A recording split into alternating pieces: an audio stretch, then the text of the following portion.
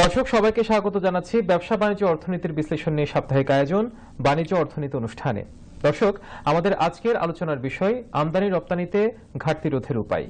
আজকে এই পর্বে আমরা আলোচনার জন্য সাথে পেয়েছি বাংলাদেশ ফ্রেট ফরওয়ার্ডার অ্যাসোসিয়েশনের সাবেক পরিচালক বেলাল বাকি ইদ্রিসি এবং সাথে আছেন এজেন্সিয়াল কমোডিটি ইম্পোর্টার্স অ্যাসোসিয়েশন অব বাংলাদেশের সভাপতি জেএম গোলাম নবী সিআইপি।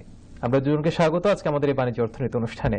আমরা আপনাদের সাথে আলোচনায় যাব, কিন্তু তার আগে আমাদের আমদানি রপ্তানিতে কি কি জটিলতা বর্তমানে আছে আর ঘাটতিটা কতটুকু সেটা নিয়ে আমরা একটা ছোট্ট প্রতিবেদন আছে সেটা দেখে আসবো। 2024-25 অর্থ বছরের প্রথম 11 মাসে দেশের বাণিজ্য ঘাটতি কমে দাঁড়িয়েছে 1938 কোটি মার্কিন ডলারে, যা আগের বছরের একই সময়ে ছিল 2022 কোটি ডলার। অর্থাৎ এক বছরের ব্যবধানে বাণিজ্য ঘাটতি কমেছে 4.17%। বাংলাদেশ ব্যাংকের হালনাগাদ পরিসংখ্যান অনুযায়ী এই সময়ে দেশের মোট আমদানি হয়েছে 6024 কোটি ডলারের পণ্য আর রপ্তানি হয়েছে 4086 কোটি ডলারের পণ্য। রপ্তানি ও আমদানির এই ব্যবধান থেকেই বাণিজ্য ঘাটতির উৎপত্তি। চলতি হিসাবের ঘাটতিতেও দেখা যাচ্ছে উল্লেখযোগ্য অগ্রগতি। অর্থবছরের একই সময়ের কারেন্ট অ্যাকাউন্টের ঘাটতি নেমে এসেছে মাত্র 43 কোটি ডলারে, যেখানে গত অর্থবছরের একই সময়ে এই ঘাটতি ছিল 612 কোটি ডলার। ফলে এক বছরের ব্যবধানে চলতি হিসাবের ঘাটতি কমেছে প্রায় 86%। এছাড়া ফিনান্সিয়াল অ্যাকাউন্টে 26 কোটি 60 লাখ ডলারের উদ্বৃত্ত সৃষ্টি হয়েছে, যা দেশের সামগ্রিক বৈদেশিক লেনদেন ভারসাম্য রক্ষায় সহায়ক ভূমিকা রাখবে বলে মনে করছেন অর্থনীতিবিদরা। অর্থনীতি বিশ্লেষকদের মতে আমদানি ও রপ্তানির ব্যবধান হ্রাস পাওয়ায় বাণিজ্য ঘাটতি কমেছে। গত বছর আমদানি দায় এবং বৈদেশিক ঋণ পরিশোধের চাপে থাকা সত্ত্বেও বাংলাদেশ ব্যাংক দক্ষতার সঙ্গে পরিস্থিতি সামাল দিয়েছে। পাশাপাশি রপ্তানি আয় ও রেমিটেন্স প্রবাহেও উল্লেখযোগ্য অগ্রগতি হয়েছে, ফলে বাণিজ্য ভারসাম্যে ইতিবাচক পরিবর্তন এসেছে। চলতি অর্থবছরে প্রথম 11 মাসে রপ্তানি আয় বেড়েছে 9.5% এবং প্রবাসী আয়ে প্রবৃদ্ধি হয়েছে প্রায় 29%। অপরদিকে আমদানি দায় পরিশোধে প্রবৃদ্ধির হার ছিল মাত্র 4.7%। এই তিনটি উপাদান বিশ্লেষণ করলে স্পষ্ট বোঝা যায় কেন বাণিজ্য ঘাটতি এবং চলতি হিসাবের ঘাটতি একযোগে কমেছে। রপ্তানি ও রেমিটেন্সের ইতিবাচক প্রবাহ সামষ্টিক অর্থনীতিতে স্বস্তি ফেরাচ্ছে। দর্শক, আমরা প্রতিবেদনে দেখানোর চেষ্টা করছিলাম আমদানি রপ্তানিতে ঘাটতিটা কি পর্যায়ে আছে আর জটিলতাগুলোই বা কি। আমরা যেটা শুল্ক যুদ্ধ বলছি সেটার প্রভাব বা এই খাতে কতটুকু পড়ছে সে বিষয়ে আমরা একটু বিস্তারিত আলোচনায় যেতে চাই। শুরুতে আমরা বেলাল বাকি ইদ্রিস আপনাকে দিয়ে যেটা আলোচনা শুরু করতে চাই, যেটি বলছি আমরা আসলে যে আমদানি রপ্তানিতে ঘাটতির কথা, আমরা আসলে রপ্তানি তুলনায় আমদানিটা আমাদের ক্ষেত্রে একটু মানে প্রচুর একটা বৈষম্য আছে এই জায়গায়, সেটা আসলে কেন? বাংলাদেশে যে চলমান ব্যবসায়িক যে সংকট আমদানি এবং রপ্তানির ক্ষেত্রে, এটি একটা দীর্ঘদিনেরই ছিল। এটা আমরা সময়ের প্রেক্ষিতে এটি এখন ব্যবসায়িকদের জন্য অনেক একটা বড় কঠিন হয়ে যাচ্ছে দিনের পর দিন। আসলে এগুলোর কারণ হচ্ছে যে আমরা যদি রপ্তানি নিয়ে কথা বলি, তো বাংলাদেশে এখন রপ্তানি নির্ভর যে অর্থনীতি আমাদের, এই রপ্তানি নির্ভর অর্থনীতিতে আমরা ইম্পোর্ট কতটা করি। আপনি যদি গার্মেন্টসের কথা চিন্তা করেন, যে রপ্তানি পোশাক যেগুলো আমরা বিদেশের, এবং আপনি জানেন যে আমরা দ্বিতীয় বৃহত্তম রপ্তানিকারক চায়নার পরে। এখন এই যে আমাদের এক্সপোর্টের ক্ষেত্রে, গার্মেন্টসের ক্ষেত্রে আমাদের যে কটন, টেক্সটাইলে যে কটন, যে গার্মেন্টস বানানো হয়, সে কটন, আমরা সিংহভাগ কটন আমাদেরকে আমদানি করতে হয়, কারণ এগুলো ব্যাক টু ব্যাক এলসির মাধ্যমে আমদানি করতে হয়। এখন ধরেন আমরা একটা এক্সপোর্টের একটা অর্ডার পাওয়ার পরে ফরওয়ার্ড লিঙ্কেজ যেগুলো আছে, যেগুলো দিয়ে কাপড়, একটা রপ্তানি পোশাক বানানোর জন্য যে সমস্ত কাপড়, সুতা এগুলো দরকার, সেই কারণে যে কটন ইম্পোর্ট করতে হয়। এখন কটন ইম্পোর্ট করার ক্ষেত্রে আমরা কটনটা এখানে আসলে স্পিনিং এ গিয়ে তারপরে একটা কাপড় তৈরি হওয়ার পরে এটা আপনার সেলাই করে এটা রপ্তানিযোগ্য হচ্ছে। তো এই যে একটা প্রসেস, এবং কাপড় রপ্তানির ক্ষেত্রে যে সমস্ত আপনার এই যে আমদানি, এই আমদানিগুলি আসলে যতটুকু আমরা করি এই যে আমাদের জটিলতার কারণে আমদানি কন্টেনারাইজ হওয়ার পরে চিটাং পোর্টে আসার পরে এটি শুল্কায়ন, কাঁচামালে তো বেশিরভাগই আমদানি করতে হয়, আমদানি করতে হয়। পুরোটাই, হ্যাঁ। এখন রপ্তানির ক্ষেত্রে যেগুলো ডাইরেক্ট আমরা রপ্তানির এগেনস্টে আমরা ইম্পোর্ট করি সেগুলো ডিউটি ফ্রি, যেমন কাপড়ের জন্য। তারপরে এখানে যে প্রবলেম হয় যে এই যে একটা কন্টেনার চিটাং পোর্টে আসার পরে এখানে এগুলো ক্লিয়ারিং করার ক্ষেত্রে এগুলো অনেক জটিলতা আছে। সেগুলো আপনি চিটাং পোর্টের ইনফ্রাস্ট্রাকচারের কারণে কিছু অসুবিধা আমরা দীর্ঘদিন থেকেই দেখছি, এগুলোর সামগ্রিকভাবে এগুলোর সমাধান এখন পর্যন্ত হয় নাই, যার কারণে এই যে টাইম ফ্যাক্টরটা অনেক ক্ষেত্রে দেখা যাচ্ছে যে ওই ইম্পোর্টটা ক্লিয়ারিং করার আগে আমার এলসির যে ভ্যালিডিটি একটা এক্সপোর্টের সেগুলো এক্সপায়ার হয়ে যাচ্ছে। সেক্ষেত্রে অনেক সময় গার্মেন্টস স্টক লট হয়ে যায়। এখন দেখা গেল যে এক্সপোর্টটা হলো না, সেক্ষেত্রে এগুলো বাংলাদেশ যেখানে এইখানে এটা এক্সপোর্ট করলে বৈদেশিক মুদ্রাটা আমি ফরেন কারেন্সি আমি নিয়ে আসতে পারতাম, সেক্ষেত্রে এটা আমরা লুজ করছি। এখন এইভাবেই যে ঘাটতিটা আপনি বলছেন যে রপ্তানি এবং আমদানির ক্ষেত্রে যে ব্যবধানটা এটা ইমব্যালেন্স হয়ে যাচ্ছে। এখানে আপনি যদি রপ্তানি পোশাক ছাড়া আপনি আরো যে সমস্ত আইটেম আছে যেগুলো আমাদের এসেনশিয়াল কমোডিটিজ আনছেন, সেগুলোর ক্ষেত্রেও অনেক ঝামেলা হয়ে যায় যে একটা পণ্য যখন আপনার আনা দরকার, এটা আনতে গিয়ে এখানে এলসি, এখন বাংলাদেশে আমাদের ফরেন কারেন্সিটা একটা এলসি ওপেন করার ক্ষেত্রে এখন অনেক একটা জটিলতা সৃষ্টি, অনেক কাঠখড় পোড়াতে হয়। এখন আগে যেমন একটা ওয়ান স্টপ সার্ভিস হওয়ার কথা ছিল, হ্যাঁ, ওয়ান স্টপ সার্ভিসটা হয় নাই, বরং এটা আরো দীর্ঘসূত্রিতার বেড়াজালে আবদ্ধ। কারণ আগে একটা অথরাইজড ডিলার যে ব্যাংক, এটা কাস্টমার খুব সহজে সেখান থেকে এলসি করে সে ব্যাংক ডিসাইড করতো যে ওই অথরাইজড ডিলার যে ব্রাঞ্চটা যে হ্যাঁ এটা আমার প্রাইম কাস্টমার, কিংবা এইটা এক্সপোর্টটা ইম্পোর্টটা দ্রুত করতে হবে সময়ের সাথে ট্রেডিং এর জন্য। সেটা এখন দেখা যাচ্ছে যে ব্যাংকের একটা এক জায়গায় হয়ে গেছে। এটা এইচকিউ যে ওদের ব্যাংক, প্রত্যেকটা ব্যাংকগুলির এইচকিউ, এগুলো এইচকিউ কন্ট্রোল করে, এডি ব্রাঞ্চ বা যে ব্রাঞ্চ এটা ফরওয়ার্ড করে সেখান থেকে হয়।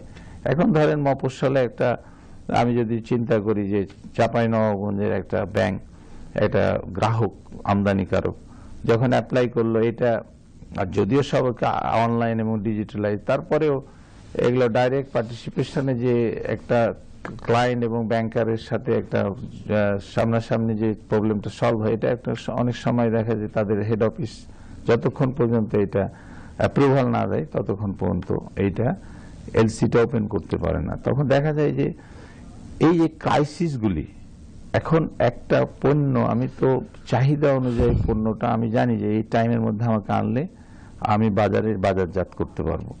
এখন দেখা যায় যে বাজারজাত করার সময়টা আমি পাচ্ছি না, কারণ এই আমি আটকে যাচ্ছি প্রথম থেকে এলসি করার ক্ষেত্রে।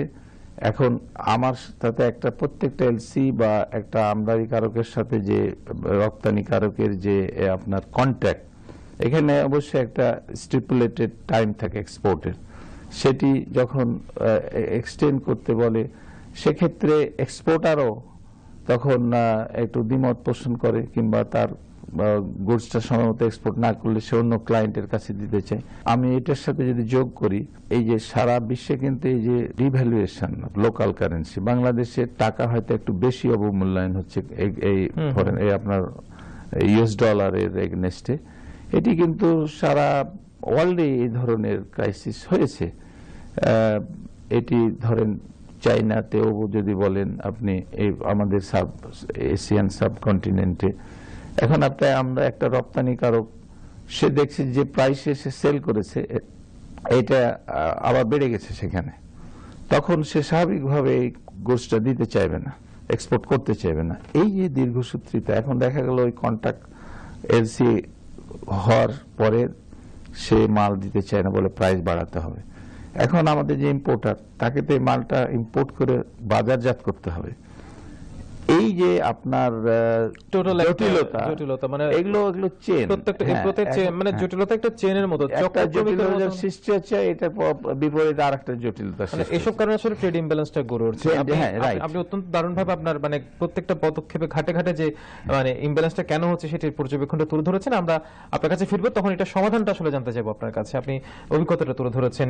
জেডএম গোলাম নবী, আপনি কমোডিটি নিয়ে কাজ করছেন এবং এটার প্রেসিডেন্ট হিসেবে এখন কাজ করছেন। যদি বলি যে আপনার দীর্ঘদিনের বাস্তব অভিজ্ঞতা নিয়ে আপনি আলোকে যদি ব্যাখ্যা করতে বলে, আসলে এই জিনিসটা দেশে আনতে গিয়ে বা রপ্তানির ক্ষেত্রে বা আমদানির ক্ষেত্রে আসলে জটিলতাগুলো কি বর্তমানে? করোনাকালীন পরিস্থিতিতে বিশ্বের যে অর্থনৈতিক দুরবস্থা, আমরা তার ক্ষতিগ্রস্ত একজন অংশীদার। পরবর্তীতে আমাদের এই অন্য দেশের তুলনায় আমরাও এটাকে চেয়েছিলাম যে খুব স্বল্প সময়ের মধ্যে এটা আমরা ওভারকাম করব বা রিকভার করতে পারবো। কিন্তু দুঃখের বিষয় যে ওই অর্থনৈতিক মন্দা বা ক্ষতিগ্রস্ত অবস্থা থেকে আমরা অদ্যাবধি পর্যন্ত ভালোভাবে বেরিয়ে আসতে পারিনি।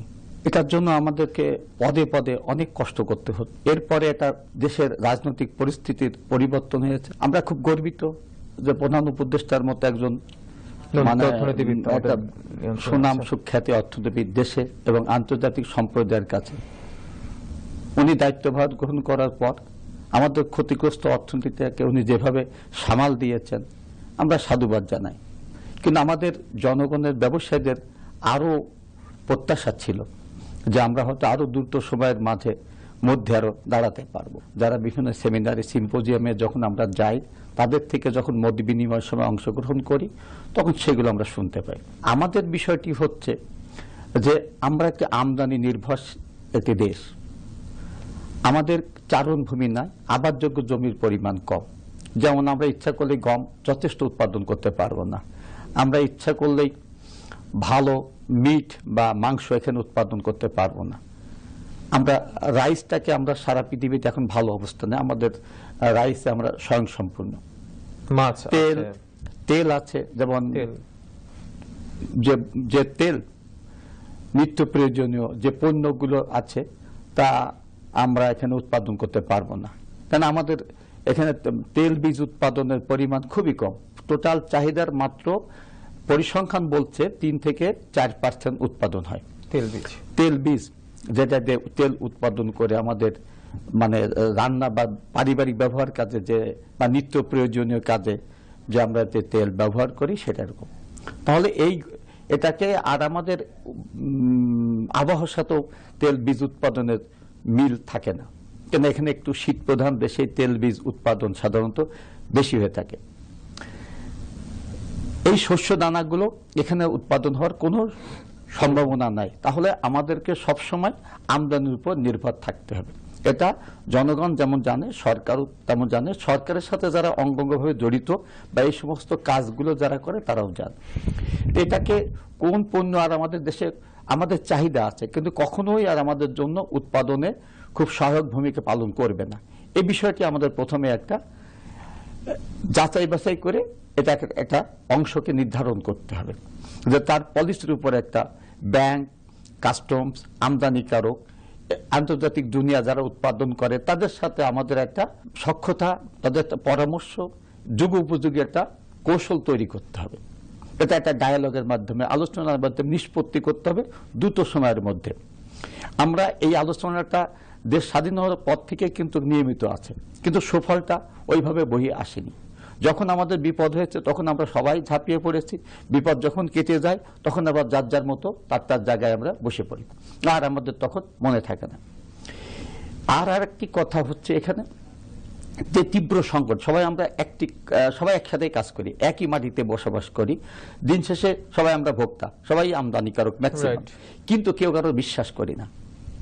আমরা কাস্টমসকে বিশ্বাস করি না, কাস্টম আমাকে বিশ্বাস করে না, আমি সিএনএফকে বিশ্বাস করি না, পরিবহন না হলে আমার পণ্য জায়গা মতো পৌঁছাতে পারে না, তার প্রতি আমার ফেথ নাই।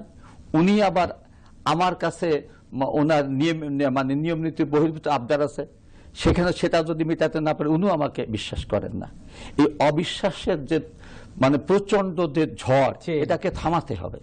এলসি থেকে শুরু করি, যখন ডলার আমাদের 22 টাকা ছিল, এই ডলার আমাদের কিনতে হয়েছে কখনো কখনো 2 টাকা 3 টাকা 4 টাকা বেশি দিয়ে।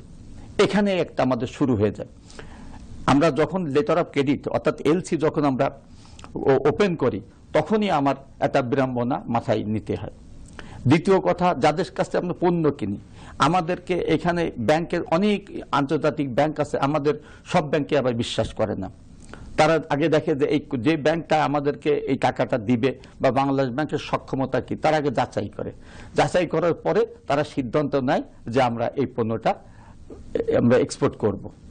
এরপরে আমাদের জাহাজীকরণ আছে, সব জাহাজ আমাদের এখানে আসতে চায় না, কারণ আমাদের জাহাজের যে আমাদের যে বন্দর ব্যবস্থা সেটা তারা ভালো চোখে দেখে না। তাহলে কি হয়, আমাদের পয়সা গুনতে হয় বেশি এবং নিম্নমানের জাহাজ আমাদেরকে ভাড়া করতে হয়। তারা জানে যে চট্টগ্রাম বন্দরে বা মংলা বন্দরে, যে কোনো বন্দরে হোক, আমাদের অপেক্ষা সময় বাড়াতে হয়, আমাদেরকে সেখানে বসে থাকতে হয়। আবার এমন হয় যে আমরা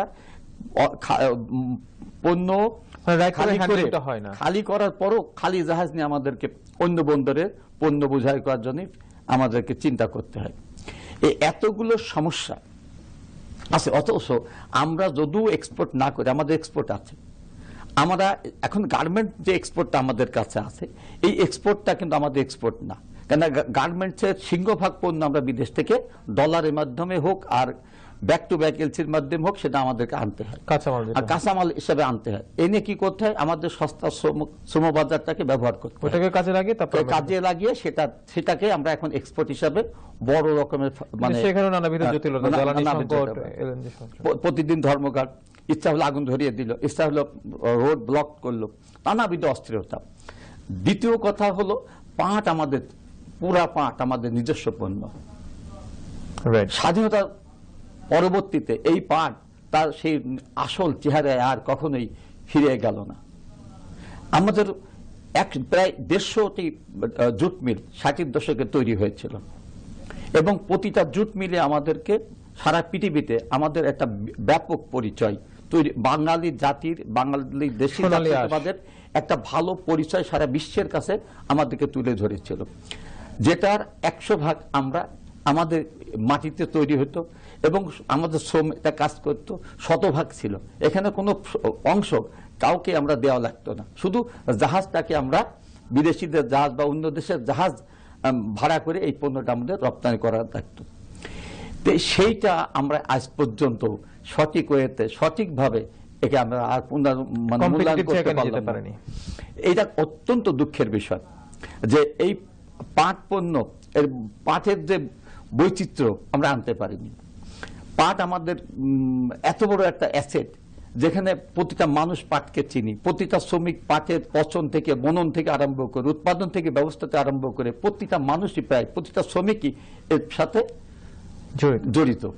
সেই পণ্যটা আমরা মানে যেটা জাতি মানে এক্সপোর্ট করলে জাতির কৃতিত্ব বেড়ে যেত, কারোর উপর নির্ভরশীল হতো না। আজকে আমরা গার্মেন্টস একজন শুল্ক যদি আমাদের আরোপ করে, যদি কোনো পণ্য, যেমন আমেরিকা থেকে আমাদেরকে শুল্ক আরোপ করা হয়েছে, আমাদের চিন্তা বেড়ে গেছে, কিন্তু পাটের উপর তো আমাদেরকে শুল্ক আরোপ করতো না। আর পাট মানে পরিবেশ বান্ধব একটা পণ্য, সারা পৃথিবীতে এর কোনো নেগেটিভ নাই। এত বড় পরিবেশ বান্ধব পণ্যের কোনো বিকল্প পৃথিবীতে এখন পর্যন্ত তৈরি হয়নি। যারাই তৈরি করেছে তারা সেটাকে পচনশীল করার জন্য বা এটাকে পরিবেশ বান্ধব করার জন্য অনেক ধরনের তারা গবেষণায় হাত দিতে হয়েছে। পাটে কোনো গবেষণা লাগে না, ব্যবহার করার পর এই পণ্যটা আপনা আপনি পরিবেশের সাথে মিশে যায়। সেটা আমরা কাজে লাগাতে পারি নাই। কারণ হচ্ছে আমাদেরকে উদ্যোগীর অভাব, সরকারের আন্তরিকতার অভাব। এখানে আমাদের প্রতিটা ছেলেই, যারা স্কুলে আমরা পাঠাচ্ছি, প্রতিটা ছেলে, প্রতিটা যুবক, প্রতিটা শিক্ষিত ছেলেই তারা বিসিএস এর চাকরির জন্য মানে উন্মাদ, পাগলপ্রাণ। এই জাতিগতভাবে নিজেদের মাঝে যে অবিশ্বাসের একটা দোলা, প্রচন্ড বাতাস আমাদের মধ্যে তৈরি আছে, এটাকে এদেশের মানুষকে সেবা দিতে গেলে, এদেশের মানুষকে ন্যায্য মূল্যে পণ্য ব্যবস্থা তাদের কাছে তুলে দিতে হলে আমাদেরকে শুধু গার্মেন্টসের উপর নির্ভর থাকলে হবে না, আমাদের চা রয়েছে। সেই জায়গায় আমরা ফেরত আসবো, ব্যালেন্সের জায়গাটা আপনার কাছে আমরা ফিরবো। বেলাল বাকি ইদ্রিসি, আপনি শুরুতে যে কারণগুলো তুলে ধরেছেন একদম পয়েন্ট টু পয়েন্ট মানে মার্কিং করে আপনি বিষয়গুলো তুলে ধরেছেন, সেই জায়গায় আসলে অথচ এই বিষয়টা তো ওয়ান স্টপ সার্ভিস হওয়ার কথা ছিল, তাই না? মানে আমরা তো সেই জায়গায় যদি আগাতে পারতাম, ওয়ান স্টপ সার্ভিস যদি হতো, ইমব্যালেন্সটা তো থাকতো না। এই যে আমদানি নির্ভর বাংলাদেশ এবং রপ্তানির যে আমাদের ঘাটতি, আমার যে সহ আলোচক উনি একজন আমদানিকারক, উনি ওনার জায়গা থেকে বললেন। এখন যদি আমি একটা পয়েন্ট নিয়ে আলোচনা করি যে একটা বন্দর, একটা বাংলাদেশে চিটাগাং পোর্ট হচ্ছে আমাদের একটা স্টেক হোল্ডার এই এক্সপোর্ট ইম্পোর্টের ক্ষেত্রে, এবং এটা খুব বন্দর একটা আমাদের হলো মূল জায়গা। তো এই বন্দরের যে আমাদের যে জটিলতা, আমাদের এই বন্দরে আমি যদি আমার স্ট্যাটিস্টিক্সে বলি যে 59,000 টিউজ, মানে আমরা একটা 20 ফিট কন্টেইনার, এটা ধারণ ক্ষমতা 25,000 টিউএস। সেখানে দেখা যাচ্ছে যে প্রতিনিয়ত আমাদের প্রায় যে স্ট্যাটিস্টিক্স আছে 40 to 45,000 আমাদের হয় কন্টেইনার হ্যান্ডেল, মানে স্ট্যাটিস্টিক্স আছে, মানে সংখ্যাটা। এর মধ্যে যদি দেখেন যে প্রায় 10 বছরে পুরনো কন্টেইনার যেগুলো পড়ে আছে দীর্ঘদিন থেকে প্রায় 10,000, এটা অকুপাই করে আছে জায়গা। এখানে নর্মাল যে কন্টেইনারের যে হ্যান্ডেলিংটা এখানে ডিসরাপ্ট হচ্ছে আমাদের, মানে ব্যাহত হচ্ছে। এতে করে হয় কি যে আপনি একটা জাহাজ যখন কন্টেইনার ভর্তি জাহাজ নোঙ্গর করে বাংলাদেশে, তখন সে এটা আউটার অ্যাঙ্করেজ থেকে তাকে লাইনে থাকতে হয়, যে সে বার্থিং এ যাবে, তারপরে সেখান থেকে কন্টেইনার ডিসচার্জ করবে। তো এগুলো আগে অনেক সময় লাগতো, এখন এগুলো অনেকটা উন্নতি হয়েছে বটে, বাট আমাদের এখন তো ইম্পোর্ট এক্সপোর্টের ভলিউম অনেক বেড়েছে, সেই দিক থেকে তুলনামূলকভাবে আমাদের ইনফ্রাস্ট্রাকচার ডেভেলপ হয়নি। এই যে কারণগুলি আপনার যে এইখানে সময় যে ক্ষেপণ হচ্ছে, এতে করে একটা ইম্পোর্টার এখানে ক্ষতিগ্রস্ত হচ্ছে, কারণ তাকে ড্যামারেজ দিতে হচ্ছে কন্টেনারগুলিতে। একটা কন্টেনার আসার পরে পোর্টের একটা নির্দিষ্ট ফ্রি টাইম আছে, কিংবা অফ ডক যেগুলো আছে, অফ ডক বলে, যেগুলো প্রাইভেট ইয়ার্ড চিটাগাং এর পোর্টের বাইরে, সেগুলোতে কন্টেনার জাহাজ থেকে না নামলে তো আপনি কন্টেনার নিতে পারছেন না বাইরে। তো এই যে জটিলতা, এখানেই এগুলো আপনাকে এর যে ব্যয়ভার, এটা একটা আমদানিকারককে এটা নিতে হচ্ছে।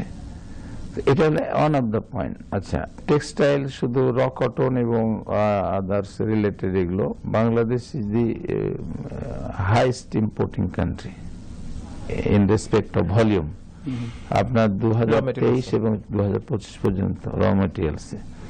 তো এই যে ইম্পোর্টের যে আপনার কোয়ান্টিটি, তো এখন এই কোয়ান্টিটি আমি যে পূর্বে বললাম যে এগুলো ইম্পোর্ট করার পরে এগুলোতে এক্সপোর্টটা যদি আপনি প্রপারলি এক্সিকিউট না করতে পারেন, তাহলে তো ঘাটতি এখানে আসছে। এখন যে কারণগুলি আমি বললাম, সেখানে ব্যাংকিং আছে, সেখানে লেবার অসন্তোষ আছে, সেখানে রোডস অ্যান্ড ট্রান্সপোর্টেশনের যে প্রবলেম, পোর্টের অপারেশনের যে প্রবলেম। পোর্টে একটা কন্টেনার যাওয়ার পরে দেখা যাচ্ছে যে একটা জাহাজে কন্টেনারটা যে উঠবে, সেক্ষেত্রে কন্টেনার যে হ্যান্ডেলিংটা যখন ব্যাহত হচ্ছে, পিছিয়ে যাচ্ছে, তখন স্বাভাবিকভাবে বায়ার্স, তো তারা আমাদের যারা উন্নত দেশের বায়ার, তাদের একটা ফরওয়ার্ড ডেলিভারি এবং ইম্পোর্টেশন এবং তাদের ডেলিভারিটার একটা ওদের রুটিন থাকে, যে আমি এন্ড ইউজারের কাছে, যাদের কাছে তারা মালটা বিক্রি করবে,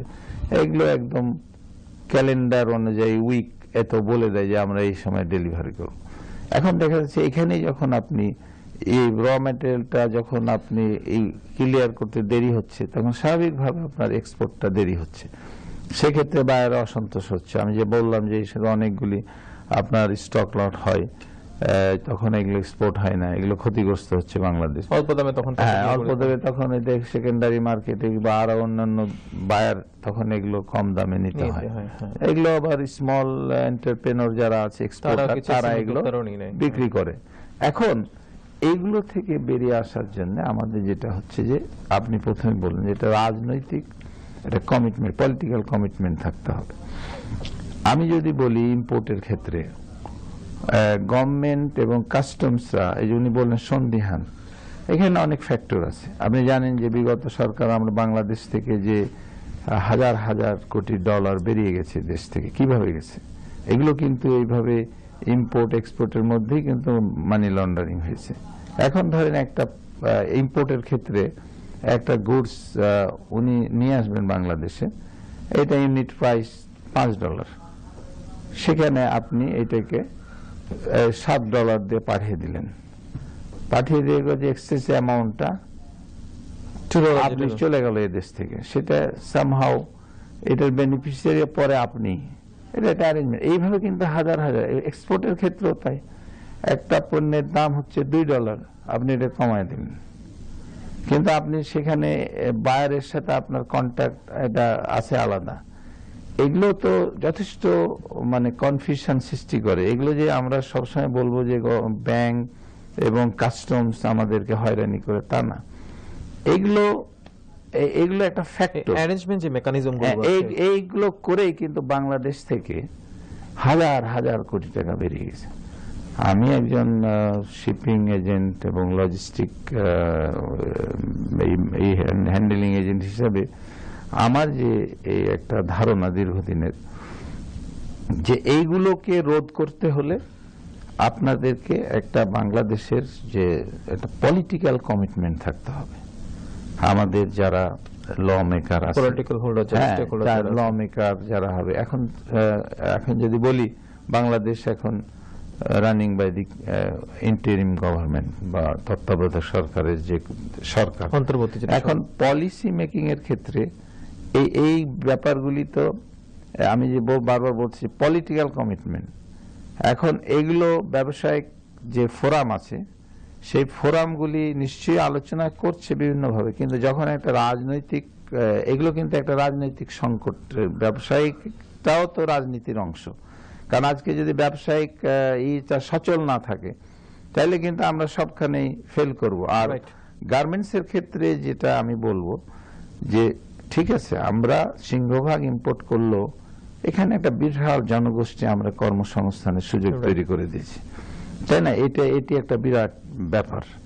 এখানে করে মানুষের যে সোশিও ইকোনমিক কন্ডিশন, একটা গ্রামের মেয়ে বাংলাদেশে এখানে এসে গার্মেন্টসে কাজ করে তার যে জীবনযাত্রার মান, সে যেভাবে বাংলাদেশের গ্রামে একটা গরিব ঘরের মেয়ে, তার আর্লি ম্যারেজ বলেন, আর আরো অনেকগুলি ক্ষেত্রে অবস্টাকেল ছিল, এগুলো কিন্তু গার্মেন্টস অনেক ক্ষেত্রে এগুলো আমাদের বাংলাদেশে লক্ষ লক্ষ, এখন আপনি যদি ওইভাবে দেখেন প্রায় 50% অধিক মহিলা শ্রমিক কাজ করে।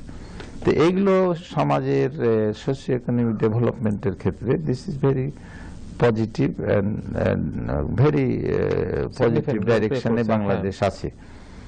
আমরা যেটা করতে পারবো, আমাদের করা উচিত, যে সমস্ত কারণে এগুলো ব্যাহত হচ্ছে, আমি পোর্ট বললাম, ব্যাংকিং সেক্টর বললাম, লেবার সংকট, এগুলোকে চিহ্নিত করে সব ক্ষেত্রে একটা রেগুলারিটি কমিশন বা বডি থাকতে হবে।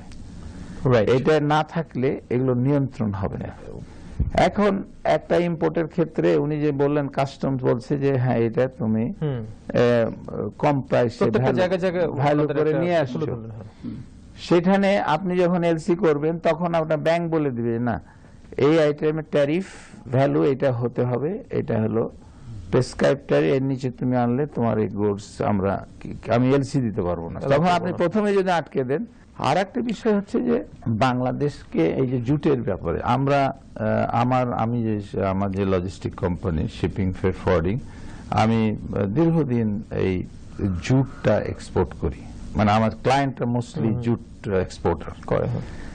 জুট হচ্ছে একটা এক্সক্লুসিভ একটা কমোডিটি দ্যাট ইজ এক্সপোর্টেড, এখানে কোনো মানে ব্যাকওয়ার্ড লিঙ্কেজ নাই যে আমাকে কিছু ইম্পোর্ট করে জুটটি করতে হবে, এবং জুট গুডসও কিন্তু টোটালি জুট থেকে হয়। সেক্ষেত্রে এখন অনেক ডাইভার্সিফাই জুট প্রোডাক্টস হয়েছে, সেক্ষেত্রে ব্যাগ হচ্ছে আপনার অনেক কিছু, নানা রকম আপনার কাপড় হচ্ছে, হ্যাঁ, আপনি জুটের ক্ষেত্রে যেটা বললেন, এটি আমি একটু দ্বিমত পোষণ করব যে জুট বাংলাদেশে যে জুট ইন্ডাস্ট্রিগুলো ছিল এগুলো দীর্ঘদিন গভর্নমেন্ট সাবসিডি দিতে হয়েছে, এগুলো লেবার অসন্তোষ এবং এখানে সেই সময় এগুলো একটা পলিটিক্যাল ক্রাইসিস ছিল।